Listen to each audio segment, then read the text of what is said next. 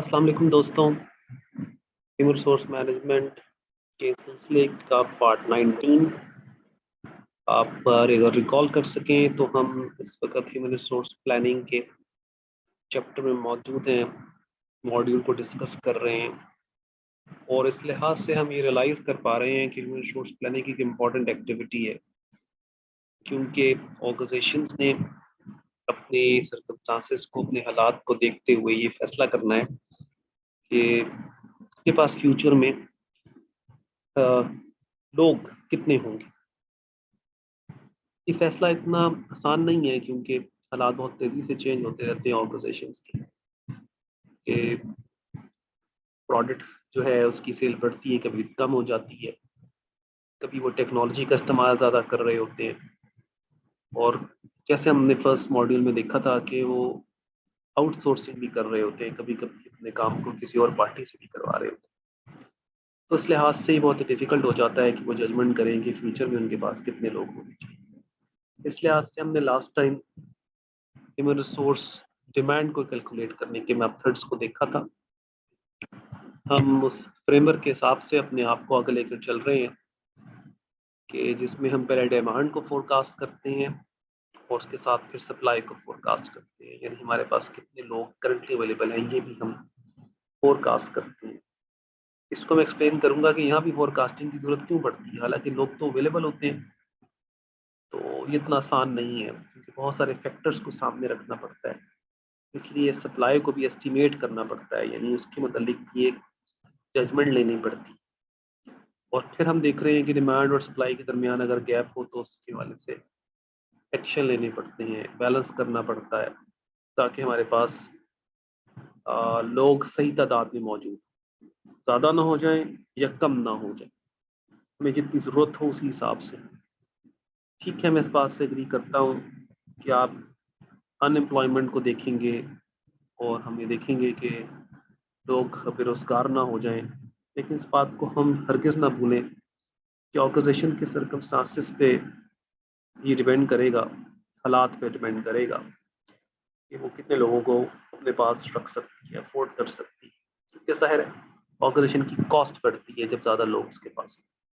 अब कोविड में जब उसका कारोबार ख़त्म हो गया था ऑर्गेनाइजेशन का, तो फिर बहुत सारे लोगों को उसने ले ऑफ किया था। हम बात पहले भी डिस्कस कर चुके हैं, लेकिन ये इम्पोर्टेंट है कि हम ये राइट तरीके से, सही तरीके से जजमेंट करें कि हमें एग्जैक्ट कितने लोग चाहिए होंगे। तभी हो सकता है जब हमें डिमांड के साथ साथ सप्लाई का भी पता हो।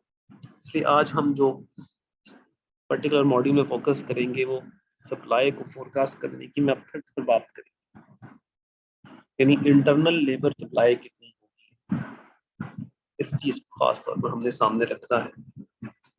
तो बहुत सारी टेक्निक्स हमारे पास अवेलेबल हैं। कुछ ऐसी हैं जो बहुत ही बेसिक टेक्निक्स हैं, जैसे कि स्टाफिंग टेबल। ये एक तरह का पूरा टेबल है जिसमें तमाम लोगों का डाटा अवेलेबल होता है ऑपरेशन का, तो ये बहुत आसान हो जाता है जजमेंट करना कि लोग इस वक्त किस लेवल पर, किस जगह पर, किस डिपार्टमेंट में हमारे पास करंटली अवेलेबल है। छोटी ऑर्गेनाइजेशंस में तो ये बहुत ही फिंगर टिप्स पे आ जाती है, यानी हम बहुत आसानी से ये जजमेंट कर सकते हैं। एक बड़ी ऑर्गेनाइजेशन जिसमें हजारों लोग हों, ऐसी ऑर्गेनाइजेशंस को इस तरह के टेबल्स बनाने पड़ते हैं ताकि उनका कंप्लीट रिकॉर्ड जो है वो गाइड कर सके कि इस वक्त कितने लोग अवेलेबल। अच्छा, ये तो उस वक्त जितने लोग अवेलेबल हैं इसकी इंफॉर्मेशन देता है, लेकिन ये नहीं बता सकता कि कितने लोग छोड़कर जाएंगे या प्रमोट हो जाएंगे। तो इस लिहाज से इससे बेटर टेक्निक जिसको हम देखने वाले हैं वो मार्कोव एनालिसिस है। मशहूर टेक्निक है, इसको हमने एचआर में भी अप्लाई किया है और यहाँ से भी हम एस्टिमेट कर सकेंगे। फिर हम देख रहे हैं कि स्किल इन्वेंट्री मौजूद है, यानी हम लोगों की पोजीशन के हिसाब से नहीं, उनकी क्वालिटी या स्किल एबिलिटी के लिहाज से भी हम ये कैलकुलेट कर सकते हैं। जहाँ कहीं हमें स्किल की डिमांड चाहिए हो, वहाँ स्किल इन्वेंट्री हमारे पास स्किल लोग हैं या नहीं, ये भी जजमेंट कर सकते हैं। ऑफ कोर्स हमने ये भी देखना है कि अगर एक आदमी ऑपरेशन को छोड़कर चला जाएगा या जा रहा है, तो उसको रिप्लेस करने के लिए हमारे पास लोग अवेलेबल हैं या नहीं। तो ये एक रिप्लेसमेंट चार्ट की टेक्निक, जो कि बेसिकली इस बात का हमें आइडिया देती है कि अगर खास तौर पर टॉप पोजीशंस में लोग छोड़कर जा रहे हों, तो क्या उनको ऑक्यूपाई करने के लिए, उन पोजीशंस को फिल अप करने के लिए नीचे से लोग, काबिल लोग अवेलेबल हैं या नहीं है। इस ओवरऑल अप्रोच को हम सक्सेशन प्लानिंग भी कहते हैं। सक्सेशन प्लानिंग देयरफॉर वो ओवरऑल अप्रोच है, मेथड है, और रिप्लेसमेंट चार्ट उसका एक टूल है। तो ये आज टेक्निक्स हम देखने वाले हैं। कॉमन सेंस की इजी टेक्निक अक्सर ऑर्गेनाइजेशंस में आप देखते भी होंगे कि हायरार्की चार्ट्स, यानी मैनेजमेंट में कौन लोग काम कर रहे हैं, फिर उनके नीचे कौन सेकंड लेवल पे, थर्ड लेवल पे, फोर्थ लेवल पे कर रहे हैं, और यूजुअली इसको हम चार्ट्स की फॉर्म में प्रेजेंट करते हैं, टेबल्स की फॉर्म में प्रेजेंट करते हैं। तो इसलिए ये ग्राफिकल प्रेजेंटेशन है, यानी ये हमें दिखती है आंखों से टेबल में ग्राफ की सूरत में, और ये जितने भी लोग होते हैं इन सबका डाटा हम इस तरह प्रेजेंट कर सकते हैं। और इसमें हम फिर अपनी पर्सनल जजमेंट में, लोगों की राय में, डिस्कशन में जजमेंट कर सकते हैं कि फ्यूचर में हमारे पास कितने लोग होंगे। और जाहिर है इसको फिर हमने डिमांड के साथ हमें टैली करना होता है, यानी इसको चेक करना होता है, काउंटर चेक करना होता है। सिर्फ इसमें ये प्रॉब्लम है, ये स्टैटिक वैल्यू देता है, यानी उस वक्त की पिक्चर बता देता है कि लोग इस वक्त कितने बजे तक, और फ्यूचर की बहुत सारी मूवमेंट्स को नहीं बताता। मैं जिस बात का जिक्र कर रहा हूँ वो फिर हमें उसमें आसानी पैदा की है मार्कोव एनालिसिस। तो एक मेथड है जिसमें हम ये देखते हैं कि लोग ऑर्गेनाइजेशन में इंटरनली कैसे मूव कर रहे हैं और बाहर कैसे जा रहे हैं, ऑर्गेनाइजेशन छोड़कर कैसे जा रहे हैं। तो एक तरह का मूवमेंट चार्ट है, इसको हम ट्रांजिशन मैट्रिक्स भी बोलते हैं। आपके सामने इस वक्त में एक आसान सा सिचुएशन प्रेजेंट करता हूँ।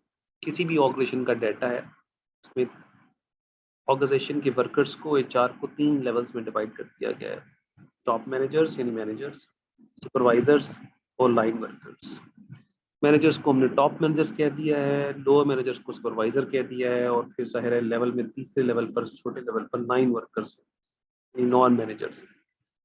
अब पॉसिबिलिटी ये भी है कि में से बहुत सारे लोग ऑर्गेनाइजेशन छोड़कर चले जाएं।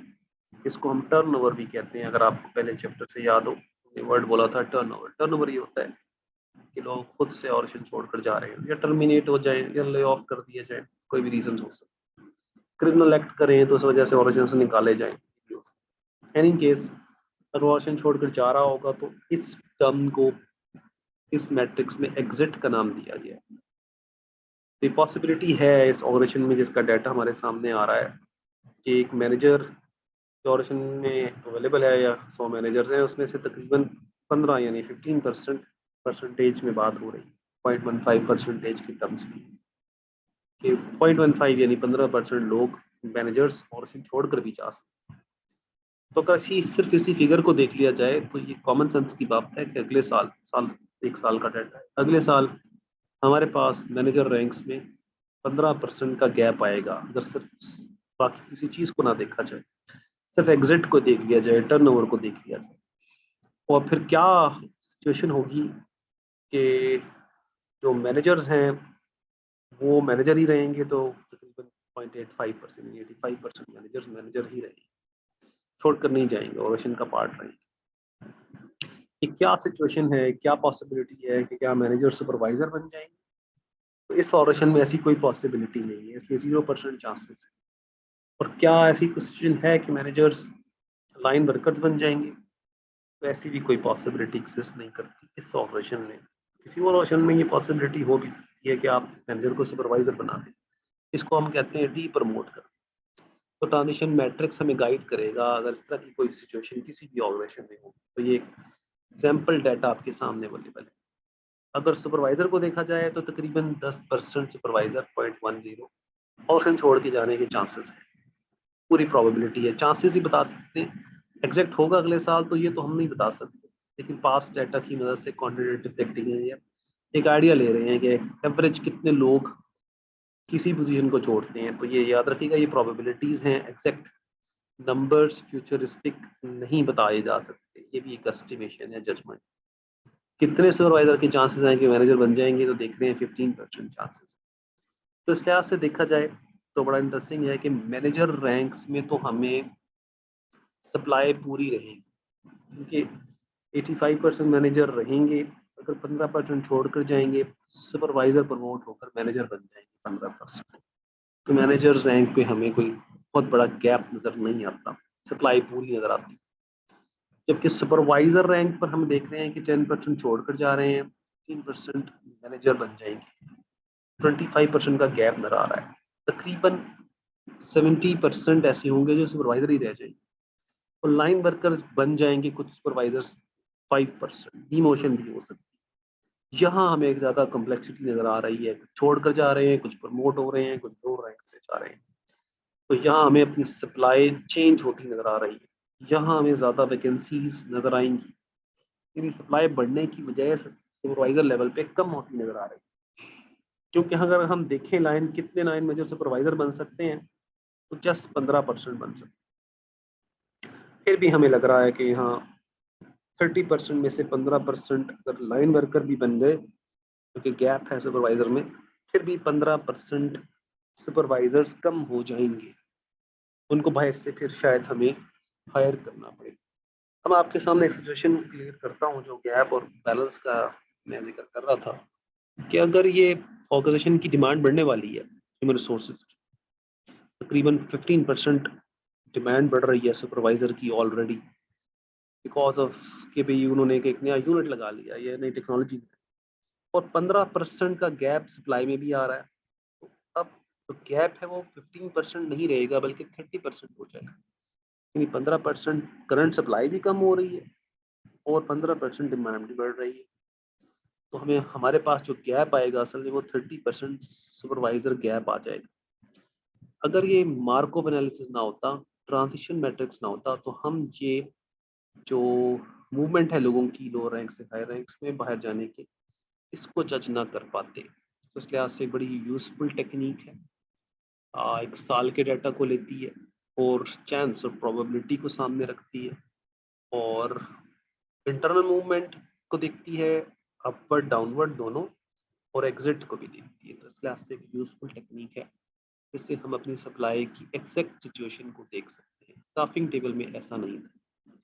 अब जरा थोड़ा सा फोकस करते हैं ऑर्गेनाइजेशन के लिए ज्यादा क्रिटिकल क्या है। कॉमन सेंस की बात है कि सबसे ज्यादा क्रिटिकल ऑर्गेनाइजेशन के लिए टॉप एग्जीक्यूटिव्स हैं, क्योंकि हमने लास्ट टाइम ये फैसला कर लिया था कि टॉप एग्जीक्यूटिव्स ऑर्गेनाइजेशंस को चलाते हैं, प्लानिंग करते हैं, गोल सेट करते हैं। इस लिहाज से वो ऑर्गेनाइजेशन के लिए ज़्यादा क्रिटिकल है। अगर वहाँ लोग अवेलेबल ना हो तो डेफिनेटली ऑर्गेनाइजेशन को ज़्यादा प्रॉब्लम होती है और लॉसेस होने के चांसेस भी होते हैं। इस लिहाज से बहुत इंपॉर्टेंट टेक्निक सप्लाई को कैलकुलेट करने की सक्सेशन प्लानिंग है। सक्सेसर यानी कौन होगा जो टॉप एग्जीक्यूटिव को रिप्लेस करेगा। इस लिहाज से ऑर्गेनाइजेशन रिप्लेसमेंट चार्ट्स ये एक अच्छी टेक्निक है। आपके सामने एक रिप्लेसमेंट चार्ट आ रहा है, थोड़ा सा कॉम्प्लेक्स है, समझने की जरूरत है। हर पोजीशन के नीचे उसका एक सक्सेसर नॉमिनेट किया गया है और उस सक्सेसर के हवाले से कुछ गाइडलाइन वर्ड्स भी लिखे गए हैं। फॉर एग्जांपल उससे टॉप मैनेजर जो इस वक्त अवेलेबल है अगर छोड़ कर गया, उसका एक सक्सेसर JL ग्रीन अवेलेबल है, उसके आगे लिखा हुआ A/2। तो अगर राइट साइड पर आप लेजेंड यानी की देखें, पता चलेगा A का मतलब है अभी प्रमोट हो सकता है, बिल्कुल रेडी है प्रमोट होने के लिए, सारी क्वालिफिकेशन पूरी करता है, एक्सपीरियंस पूरी करता है, प्लस 1 2 3 4 से उसकी परफॉर्मेंस भी इंडिकेट होती है। 1 होती तो आइडियल था, यानी प्रमोटेबल है और हाई परफॉर्मेंस है, लेकिन 2 अबव एवरेज परफॉर्मेंस है, इसलिए ये भी एक्सेप्टेबल है। और फिर 3 एक्सेप्टेबल परफॉर्मेंस भी है, यानी 3 तक तो ऑपरेशन के लिए कोई इशू नहीं है, लेकिन 4 अगर हो तो मोस्ट लाइकली यहाँ प्रॉब्लम है। क्या A और 4 भी हो सकता है? हाँ हो सकता है। इसको समझाने की जरूरत है कि एक्सपीरियंस वाइज तो पूरा हो गया, यानी अगर कम से कम एक्सपीरियंस चाहिए 15 ईयर्स तो 15 ईयर्स पूरे कर चुका है, लेकिन परफॉर्मेंस एक और एस्पेक्ट है, क्राइटेरिया। तो दोनों चीज़ों को सामने रखा गया है। प्रमोशन हो सकती है कि नहीं हो सकती, बेसिक रिक्वायरमेंट्स पूरी करता है प्रमोशन की, और क्या उसकी परफॉर्मेंस है। इसी तरह हम देख रहे हैं अगर असिस्टेंट टू मैनेजर की पोजीशन को देखा जाए, अगर वो छोड़कर चला गया, प्रमोट हो गया, ऊपर रैंक्स में चला गया, तो उसके नीचे भी एक सक्सेसर मौजूद है। पांच जगहों पर आप देख रहे हैं असिस्टेंट मैनेजर की सिचुएशन में दो दो हैं। हमें पास RG गॉर्टन है जो कि A2 है और TM ब्राउन है जो कि B3 है। तो A2 फार बेटर है B3 से, क्योंकि B वो कैटेगरी है जिसमें वो अभी थोड़ी और उसको टाइम चाहिए। तो हम इस तरीके से अपनी ओवरऑल ऑर्गेनाइजेशन की सप्लाई देख रहे हैं टॉप पोजीशंस। ये बहुत इंपॉर्टेंट है समझना कि रिप्लेसमेंट चार्ट और सक्सेशन प्लानिंग बहुत इंपॉर्टेंट है इस लिहाज से कि हमने ये देखना है कि हमारे पास हायर रैंक्स में कौन कौन से लोग अवेलेबल हैं जो कि अगर पोजीशन वेकेंट हो गई तो इंटरनल सप्लाई प्रोवाइड करेगी। यानी अगर मार्कोव एनालिसिस में सारे लेवल्स की बात थी तो हमारे पास सक्सेशन प्लानिंग में और प्लेसमेंट चार्ट्स में से टॉप एग्जीक्यूटिव्स। अभी भी जब हम सेंट्रल रीजन मैनेजर की बात कर रहे हैं, नॉर्थ वेस्ट की बात कर रहे हैं और नॉर्दर्न रीजन की बात करें तो अभी भी हम somehow the other top executives की बात कर रहे हैं। सारे ही जो बिल्कुल ऑर्गेनाइजेशन की पोजीशंस हैं उनका जिक्र है और इम्पॉर्टेंट है कि ऑर्गेनाइजेशन की पोजीशंस को फिलअप कर सके। तो इस लिहाज से सक्सेशन प्लानिंग एक इम्पॉर्टेंट टेक्निक है और ये चार्ट की मदद से और लोगों की डाटा की मदद से ये फोरकास्ट करती है कि फ्यूचर में हमारे पास करंट पोजीशंस को फिलअप करने के लिए इंटरनल सप्लाई अवेलेबल होगी या नहीं होगी। सिनेरियो पुट इन कर लेते हैं, दोबारा से चलते हैं। अगर किसी जगह पे C3 है, जैसे कि A पर है लास्ट वाले में C4, या अकाउंटिंग डिवीजन मैनेजर के लिए जो कैंडिडेट है C2 वो not fit for the position है और 2 उसकी अबव एवरेज परफॉर्मेंस है। तो सबसे पहले हमने ABC को देखना है। अगर नॉट फिटेड है तो फिर वो हम उसको प्रमोट नहीं करेंगे।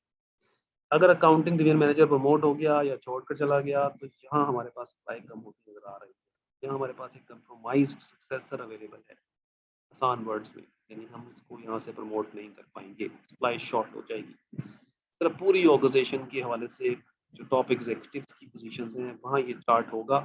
हर जगह ये देखेगा कि हमारे पास उस एरिया में लोग सक्सेसर्स अवेलेबल हैं, रिप्लेसर्स अवेलेबल हैं। यानी ऐसा आदमी जो टॉप पोजीशन में अगर कहीं वैकेंसी हो तो वहाँ उसको ऑक्यूपाई कर सकता है या नहीं कर सकता। एक इम्पॉर्टेंट टेक्निक। अब हम बात कर लेते हैं कमिटमेंट मैन पावर प्लानिंग। जिस तरह पूरी मैनेजमेंट में सेंट्रलाइज मॉडल से डिसेंट्रलाइज मॉडल्स की तरफ मूवमेंट है, इसी तरह हमारे पास ह्यूमन रिसोर्स सप्लाई की फोरकास्ट करने के हवाले से ये टेक्निक अवेलेबल है। इसमें टॉप एग्जीक्यूटिव्स, मिडिल मैनेजर्स और एट टाइम्स वर्कर्स भी, यानी सबऑर्डिनेट्स भी मिलकर ये फोरकास्टिंग करते हैं कि फ्यूचर में उनको कितने लोग अवेलेबल होंगे। इस लिहाज से ये एक ज़्यादा कंसेंसस बिल्डिंग टेक्निक है। खास तौर पर हमें समझने की जरूरत है कि जब से जापानीज ऑर्गेनाइजेशंस के मॉडल्स को हमने फॉलो किया है वहाँ भी कंसेंसस बिल्डिंग और डिसेंट्रलाइज अप्रोचेस का जिक्र है। वो टीम वर्क करते हैं और आपस में फैसला करके मिलकर ही फैसला करते हैं कि क्या होनी चाहिए। तो हाई रैंक और लो रैंक से लोग उसमें कंट्रीब्यूशन करते हैं। कमिटमेंट मैन पावर प्लानिंग की उसी तरह की अप्रोच है। इसमें हम सप्लाई साइड को भी मिलकर यानी टॉप एग्जीक्यूटिव और लो वर्कर्स मिलकर ये जजमेंट करते हैं, आइडिया देते हैं, प्रोसेस करते हैं, डिस्कशन करते हैं कि हमें कितने लोग चाहिए होंगे। एक यूजफुल टेक्निक है। अप्रोच डिफरेंट है, ज़्यादा बाकी अप्रोचेस सेंट्रलाइज हैं। कमिटमेंट मैन पावर प्लानिंग जो है वो डिसेंट्रलाइज अप्रोच है। इसमें हर बंदे की सजेशन को इन्वॉल्व किया जाता है। हम देख रहे हैं कि एक्शन प्लान जब हमारे पास गैप आ जाए तो या तो हमें ऐड करनी होंगी रिसोर्सेज या रिड्यूस करने होंगे। तो ऐड करने के हवाले से अगर हम इस फ्रेमवर्क को कंप्लीट कर लें तो 2 ऑप्शंस हैं, एडहॉक या टेम्पररी हायरिंग करनी होगी या फिर परमानेंट हायरिंग करनी होगी। 2 ही तरीके हो सकते हैं। एडहॉक हायरिंग करते वक्त हम टेम्पररी कॉन्ट्रेक्चुअल हायरिंग भी कर सकते हैं, आउटसोर्स भी कर सकते हैं, रिकॉल भी कर सकते हैं लोगों को जो कि पहले कहीं ले ऑफ हुए। जबकि अगर हमने रिड्यूस करना हो रिसोर्सेज को तो उसको यूजुअली हमारे यहाँ वर्ल्ड में डाउन साइजिंग ले ऑफ भी कहते हैं, यानी ऑपरेशन से थोड़ी अरसे के लिए हम उसको निकालना पड़ता है क्योंकि हमारे पास उसकी पोजीशन नहीं रहती। अगर सवेयर केसेस हो तो टर्मिनेट भी करते हैं। मोस्ट प्रॉब्ली टर्मिनेट उन लोगों को किया जाता है जिनका कुछ प्रॉब्लम हो, फ्रॉडलेंट हो, क्रिमिनल रिकॉर्ड हो या फिर उनका कोई सीरियस क्राइसिस हो, एथिकल प्रॉब्लम्स हो, तो उनको हम टर्मिनेट करते हैं या फिर उनको रिक्लासीफाई कर देते हैं। एक डिपार्टमेंट से एक एरिया से दूसरे एरिया में भेज देते हैं अगर वो एग्री करे। अक्सर लोग इससे एग्री नहीं करते और ऑर्गेनाइजेशन छोड़कर चले जाते हैं, रिजाइन करते हैं या फिर ट्रांसफर करते हैं from one unit to another. एक यूनिट बंद हो रहा हो तो दूसरे यूनिट में ट्रांसफर कर देते हैं या फिर 2 लोगों से कहते हैं कि वो एक ही जॉब को ऑक्यूपाई कर लें और उसकी जॉब पे को डिवाइड कर लें, उसको वर्क शेयरिंग कहते हैं। 10 लोगों की बजाय हम 5 लोगों को ले लें। 5 लोग उस पर्टिकुलर जॉब्स में ऑक्यूपाई करते हैं तो हमारी कॉस्ट भी सेव हो जाती है और उनको कम पे भी राजी कर लेते हैं। और वो लोग क्योंकि जॉबलेस हो रहे होते हैं, पार्ट टाइमर्स बन रहे होते हैं तो उससे एग्री कर जाते हैं। इस लिहाज से अगर देखा जाए तो आइडियल है ऑर्गेनाइजेशन के पास अगर ये रिसोर्स इंफॉर्मेशन सिस्टम हमने शुरू में कहा था कि ऑर्गेनाइजेशंस आहिस्ता-आहिस्ता टेक्नोलॉजी की तरफ जा रही हैं। ह्यूमन रिसोर्स सिस्टम बेसिकली एक टेक्नोलॉजी सॉल्यूशन है और एक तरह का कंप्लीट रिकॉर्ड है ऑर्गेनाइजेशन का। तो बहुत ही कॉमन सेंस की हम इसको इस टॉपिक से रिलेट कर सकते हैं जिस पे बात कर रहे हैं कि ह्यूमन रिसोर्स प्लानिंग के हिसाब से ये आइडियल बात है कि हमारे पास एक ऐसा डेटाबेस, ऐसा स्टोरेज पॉइंट हो जो हमें कंप्लीट इंफॉर्मेशन दे सके। ना सिर्फ ये बता सके इस वक्त तुम्हारे पास कितने लोग हैं, बल्कि उसमें अगर कोई फोरकास्टिंग टूल हो जैसे कि ट्रेंड एनालिसिस, तो हमें पिक्चर फॉर्म में, डाटा की फॉर्म में ये एनालिसिस भी कर दे। क्योंकि टेक्नोलॉजी है उसमें थोड़ा सा इंटेलिजेंस या आर्टिफिशियल इंटेलिजेंस का ताल्लुक भी है। तो सोर्स इंफॉर्मेशन सिस्टम ये अप्रोच अडॉप्ट कर सकते हैं। और एक सोफिस्टिकेटेड अगर HRIS इंस्टॉल कर ले तो वो अपनी ऑर्गेनाइजेशन की बहुत सारी एलिमेंट्स को मैनेज कर सकते हैं। खासतौर पर हम देख रहे हैं जॉब पोस्टिंग और बिडिंग करना बहुत ही आसान हो जाता है, जिसमें आप अपने नोटिस बोर्ड पर, अपनी स्क्रीन्स पर लोगों के हवाले से जो पोस्टिंग्स हैं, डिमांड है, उसको प्लेस कर सकते हैं। इस लिहाज से HRIS वैसे तो बहुत कुछ कर सकता है, ऑलमोस्ट ऑल HR फंक्शंस को परफॉर्म कर सकता है। और उसकी वजह से ऑरेशन की बहुत सारी ऐसी चीज़ें जो पेपर वर्ल्ड की हैं उसको कंप्यूटर फॉर्म में कन्वर्ट किया जा सकता है। तो HRIS क्लरिकल एप्लीकेशंस भी कर सकता है, यानी बेसिक रिकॉर्ड मेंटेनेंस भी कर सकता है, और फिर जॉब के हवाले से कंप्लीट डेटाबेस रख सकता है। लेकिन ऑलमोस्ट हर HR फंक्शन को परफॉर्म कर सकता है। आप देखें ट्रेनिंग के हवाले से नीड को भी लिख सकता है, सेशन प्लानिंग में भी हेल्प कर सकता है, और अटेंडेंस और मॉनिटरिंग फंक्शंस को भी परफॉर्म कर सकता है। लेकिन खास तौर पर हम जिस तरह पढ़ रहे हैं HRIS बहुत ही ज़बरदस्त टूल है, प्लानिंग में बड़ा काम है। आप देख रहे हैं ह्यूमन रिसोर्स मैनेजमेंट सिस्टम जो है बहुत सारे एक्टिविटीज़ को परफॉर्म कर सकता है, टैलेंट मैनेजमेंट को कर सकता है, प्लान कर सकता है किसी भी हवाले से। बहुत सारे ऑथर्स ने इस पे बहुत सारे डिफरेंट मॉड्यूल्स दिए हैं। अगर आप अपनी इस बुक की ओवरऑल अप्रोच को देखें तो ADM और R, या ADT और R के जितने भी फंक्शंस हैं ये सारे ही HRIS परफॉर्म कर सकता है, जिसमें आप सक्सेशन प्लानिंग देख रहे हैं, वर्कफोर्स प्लानिंग देख रहे हैं, पर्सनल एडमिनिस्ट्रेशन देख रहे हैं, उसके अलावा पेरोल देख रहे हैं, लर्निंग मैनेजमेंट देख रहे हैं, ओरिएंटेशन देख रहे हैं, डेवलपमेंट देख रहे हैं। तो हर लिहाज से HRIS एक सोफिस्टिकेटेड टूल हो सकता है, हाईली रिकमेंडेड है। वो ऑर्गेनाइजेशंस जो HR फंक्शंस को इफेक्टिव परफॉर्म करना चाहती हैं उनके पास एक सोफिस्टिकेटेड HRIS होना चाहिए। इस लिहाज से पाकिस्तान में बहुत सारी ऑर्गेनाइजेशंस ऐसी हैं, पब्लिक सेक्टर वर्ल्ड में भी, जैसे कि नादरा के पास, नेडरा के पास HRIS है, हमारे पास पाकिस्तान आर्मी के पास बड़ा सोफिस्टिकेटेड HRIS है, मैप्को के पास है। बहुत सारी ऑर्गेनाइजेशंस पाकिस्तान में ऐसी हैं जो ऑलरेडी शिफ्ट कर चुकी हैं सोफिस्टिकेटेड HRIS के ऊपर। बहुत सारी हमारी लोकल ऑर्गेनाइजेशंस जो कि साइड वर्ल्ड की हैं उनके पास भी सोफिस्टिकेटेड मॉड्यूल्स अवेलेबल हैं जो कि HRIS बेस्ड, और इस वजह से वो बेटर प्लानिंग कर पाती हैं ह्यूमन रिसोर्सेज के हवाले से, एक एफिशिएंट तरीके से चीज़ों को मैनेज कर पाती हैं और बहुत ही इफेक्टिव रिजल्ट्स जनरेट कर रही हैं। उनका लोगों से करेक्ट करना भी इतना आसान है और वो लोगों की मदद से वो डाटा एक्वायर कर लेती हैं, जो कि पेपर वर्ल्ड का टास्क है और उसमें एरर के चांसेस भी कम से कम हो जाते हैं। बायोमेट्रिक्स का इस्तेमाल कर रही है, इससे डाटा डायरेक्ट सिस्टम में आता है और लोगों की पेरोल कैलकुलेट करना भी आसान हो जाता है, उनकी मॉनिटरिंग करना भी आसान होता है, और उस लिहाज से उनकी बेनिफिट और कंपनसेशन को देखना भी। मोस्ट इम्पॉर्टेंटली हम ह्यूमन रिसोर्स प्लानिंग में HRIS का बहुत ही क्रिटिकल रोल देखते हैं कि वो सप्लाई और डिमांड दोनों चीज़ों को कैलकुलेट करने में हेल्प प्रोवाइड करता है। मेरा ख्याल है कि हमने HR प्लानिंग के वाले से बहुत ही सोफिस्टिकेटेड डिस्कशन की है, और हम इसमें बहुत सारे इंपॉर्टेंट एस्पेक्ट्स पढ़े हैं। बड़ा इम्पॉर्टेंट एस्पेक्ट है एक्विजिशन के वाले से, एक इम्पॉर्टेंट स्टेप है ह्यूमन रिसोर्स मैनेजमेंट में, और अगर ह्यूमन रिसोर्स प्लानिंग अच्छे तरीके से ना हो तो बहुत सारे जो ह्यूमन रिसोर्स के फंक्शंस हैं उन पे बड़ा ही बैड इफेक्ट पड़ता है। तो हाईली रिकमेंडेड है कि ऑर्गेनाइजेशंस ह्यूमन रिसोर्स प्लानिंग को बेहतरीन तरीके से परफॉर्म करें।